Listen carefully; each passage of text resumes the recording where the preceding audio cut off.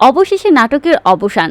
যে প্রিয়া খান আর তার মা হাফসা মিলে বিপি ইমরানকে জেলের ভাত খাইয়ে রীতিমতো উৎসব করছিলেন, সেই পাশার দান এখন উল্টে গেছে।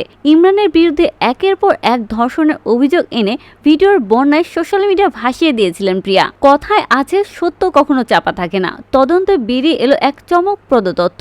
শুধু বিপি ইমরানই নয়, এর আগেও 24টি ধর্ষণের মামলা ঠুকেছেন। ভাবা যায় এই বিশাল সংখ্যক মামলার রেকর্ডের কারণে এলাকাবাসী থেকে শুরু করে সোশ্যাল মিডিয়া ইউজাররা তাকে এখন ডাকছেন মামলার রানী বা সিরিয়াল মামলাবাজ নামে। নেটিজেনদের দাবি, ভিকটিম সেজে মানুষের অনুভূতি কুড়ানো আর তারপর সেই অনুভূতিকে পুঁজি করে টার্গেট করা ব্যক্তিকে ব্ল্যাকমেইল করাই ছিল এই চক্রের আসল ব্যবসা। এখন প্রশ্ন উঠেছে, গ্ল্যামারের এই পর্দার আড়ালে প্রিয়া আর তার মা হাফসা মিলে আর কতজনের জীবন ধ্বংস করেছেন? বিপি ইমরানকে নিয়ে করা তার সেই কান্নাকাটি মাখা ভিডিওগুলো কি শুধু স্ক্রিপ্টেড নাটক ছিল? 24 জন মানুষকে ধর্ষণের অপবাদ দেওয়া, এটা কি শুধুই কাকতালীয়, নাকি এটি একটি সুপরিকল্পিত ট্র্যাপ বা ফাঁদ? প্রিয়া খানের এই গ্রেফতার যেন চোখের আঙ্গুল দিয়ে দেখিয়ে দিয়েছে যে আইনের অপব্যবহার করে কাউকে ফাঁসাতে গেলে শেষ রক্ষা হয় না। তো ভিউয়ার্স, আপনাদের কাছে একটাই জিজ্ঞাসা, আপনারা কি মনে করেন প্রিয়া খানের মতো এই মামলার রানীদের কঠোর শাস্তি হওয়া উচিত, যাতে আর কোনো নির্দোষ ব্যক্তিকে এমন পরিস্থিতির শিকার না হতে হয়?